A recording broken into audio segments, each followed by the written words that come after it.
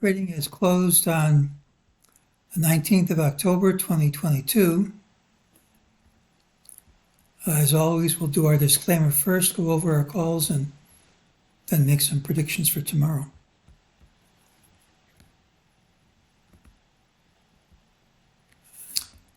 This is my trading plan for tomorrow, October 20th, 2022. Please remember, I can be completely wrong. Any trades you make should be at your own risk. We had an optional target, 37.53.33. It didn't print, we'll forget it.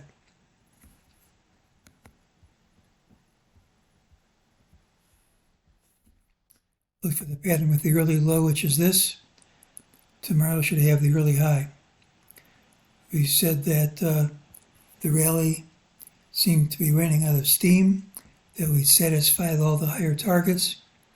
And unless we kept and took out this high promptly, we should see lower prices, even if they didn't happen immediately. So we got that. As far as the mixed signals, we got a gap.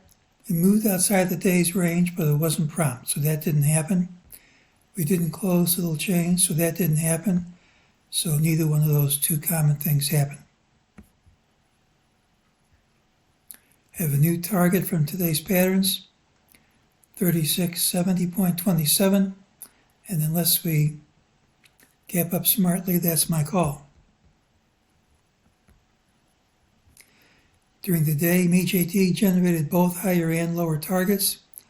We got an ultimate buy signal. We traded higher immediately. It said optionally we'd undercut this line, and we did.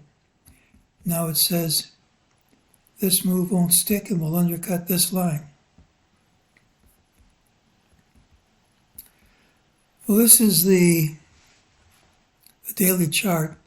This is DeMarc's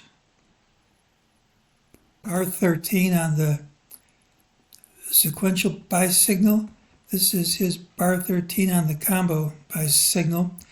This line shows you the true range of bar 13 here, which started 37.44.52, and the true range of bar 13 on the combo is even higher. When these signals trigger, they mean the market's overextended, and an overextended market can be addressed either by correcting in price or correcting in time. Well, it's been 8 days, and we haven't even managed to close outside of either bar 13. So the odds are pretty good that we're not going to correct in terms of price, that we are going to deal with the overextended condition in terms of time. And when time runs out, we should undercut the low of this spike low, which tends to be an unsustainable pattern. At the very least, you should challenge it at some point.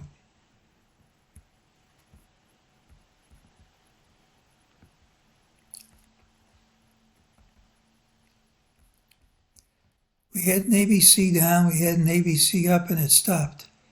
We formed a diamond, and whether it's on stilts or not, a diamond's a negative pattern.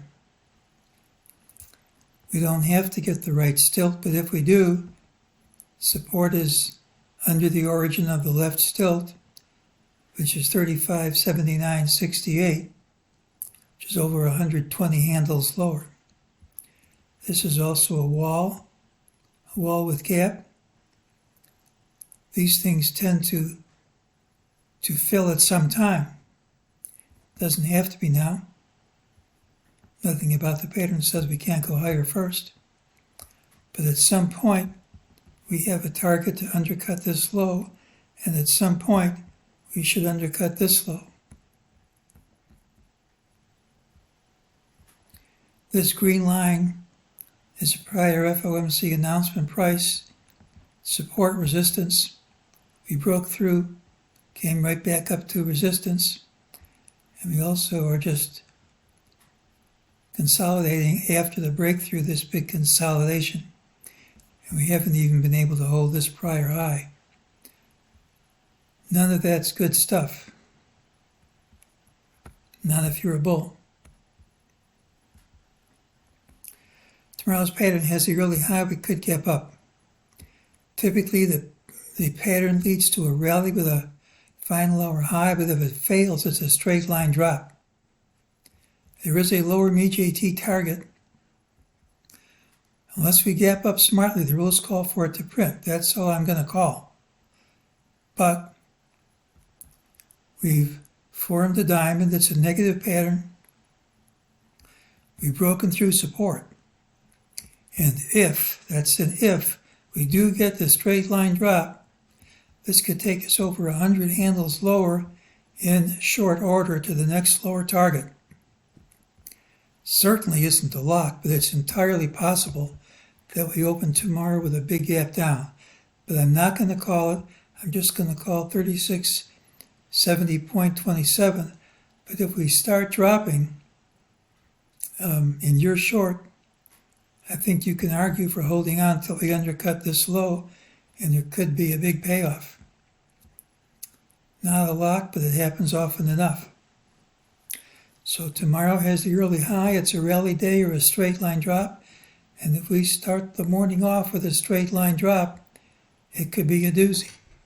Doesn't have to be, but it's at least plausible. And that's today's call.